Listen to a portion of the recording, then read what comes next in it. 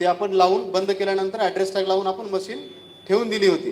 पण या ठिकाणी मात्र स्थानिक स्वराज्य संस्थेला तुम्हाला ABCD टॅग सुद्धा दिलेला असेल. तर ABCD मध्ये हे असणार आहे की त्या EVM मशीनला जो आता राऊंड टॅब दिसतोय तुम्हाला त्याच पद्धतीने ह्याला सुद्धा राऊंड करायचं आहे, पण ह्याची एक वेगळी पद्धत आहे.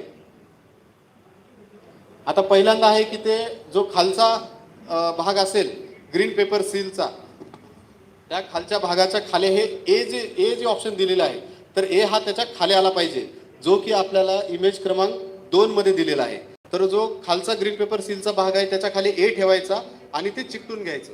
ते चिकटून घेतल्यानंतर इथं बी दिसेल तुम्हाला, बी असा फोल्ड होईल. तो असा फोल्ड झाल्यानंतर हे जे तिसरी इमेज दिसते तुम्हाला, तर त्या ठिकाणी हे वर या ठिकाणी सी आलेला असेल.